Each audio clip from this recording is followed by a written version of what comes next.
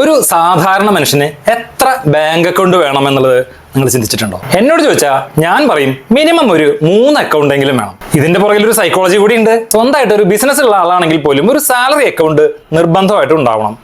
അല്ലെങ്കിൽ നമ്മുടെ വരവും ചെലവും ഒക്കെ കുഴഞ്ഞു മറിഞ്ഞ് നമ്മുടെ ഒരു കണക്കും ഉണ്ടാവില്ല. പൈസ എവിടെ പോണു എന്നുള്ളതിനെ കുറിച്ച് നമുക്ക് ഒരു ധാരണയും ഉണ്ടാവില്ല. നമുക്ക് എന്തൊക്കെ കാര്യങ്ങളിൽ അത്യാവശ്യമായിട്ട് ചെലവഴിക്കണം, എന്തൊക്കെയാണ് നമ്മുടെ ആവശ്യങ്ങൾ, അനാവശ്യമായിട്ട് നമ്മൾ എന്തെങ്കിലും ചെലവഴിക്കുന്നുണ്ടോ, ഇങ്ങനെയുള്ള കണക്കുകൾ ഒന്നും നോക്കാനായിട്ട് നമുക്ക് യാതൊരു ബേസും ഉണ്ടാവില്ല. അപ്പൊ നമ്മുടെ ഈ സാലറി അക്കൗണ്ട് എന്ന് പറയുന്ന ഈ ഒരു പ്രൈമറി അക്കൗണ്ടിലേക്ക് എല്ലാ മാസവും നമ്മുടെ വരുമാനം മുഴുവൻ വന്നുകൊണ്ടേയിരിക്കണം.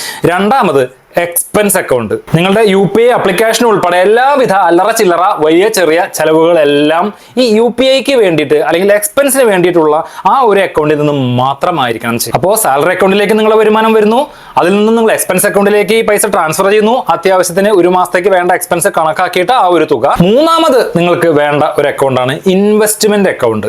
അതിൽ നിന്നായിരിക്കണം നിങ്ങൾക്ക് മന്ത്ലി നിങ്ങളുടെ ഫ്യൂച്ചറിലേക്ക് വേണ്ട പ്ലാൻ പ്രകാരം എന്തൊക്കെ സേവിങ്സ് ആണ്, എന്തൊക്കെ ഡെപ്പോസിറ്റുകളാണ് നിങ്ങൾ ചെയ്യുന്നത് എന്ന് വെച്ചാൽ നിങ്ങളുടെ SIP, നിങ്ങളുടെ മ്യൂച്വൽ ഫണ്ട്, നിങ്ങളുടെ ഇൻഷുറൻസുകൾ, നിങ്ങളുടെ ഫിക്സഡ് ഡെപ്പോസിറ്റ്, നിങ്ങളുടെ ഗോൾഡ്, അതുപോലെ തന്നെ നിങ്ങളുടെ ലോങ് ടേം സേവിങ്സ്, ഇതെല്ലാം നിങ്ങളുടെ ഈ സേവിങ്സിന് വേണ്ടിയിട്ടുള്ള അക്കൗണ്ടിൽ നിന്നും ആയിരിക്കണം പോകേണ്ടത്. ഈ ഇൻവെസ്റ്റ്മെന്റിന് വേണ്ടിയുള്ള അക്കൗണ്ടിലേക്കും ഫണ്ട് ട്രാൻസ്ഫർ ചെയ്യുക. ഇനി ഏറ്റവും പ്രധാനപ്പെട്ട കാര്യം, നിങ്ങൾക്ക് എത്ര ബാങ്ക് അക്കൗണ്ട് ഉണ്ട് എന്നുള്ളതല്ല, നിങ്ങളുടെ ഫിനാൻഷ്യൽ ഡിസിപ്ലിൻ തന്നെയാണ് നിങ്ങളുടെ വെൽത്ത് ബിൽഡ് ചെയ്യുന്നത്. ഇങ്ങനെ മിനിമം ഒരു 3 അക്കൗണ്ട് മെയിൻറ്റെയിൻ ചെയ്യുകയാണെങ്കിൽ നിങ്ങളുടെ ഫിനാൻഷ്യൽ ട്രാൻസാക്ഷൻസിന്റെ ട്രാക്കിംഗ് നിങ്ങൾക്ക് എളുപ്പത്തിൽ ചെയ്യാൻ സാധിക്കും എന്നുള്ളതാണ് ഇതിന്റെ ഏറ്റവും വലിയ പ്രത്യേകത. അപ്പോൾ ഒന്ന് ശ്രമിച്ചു നോക്കൂ, എന്നിട്ട് അഭിപ്രായം പറയണേ.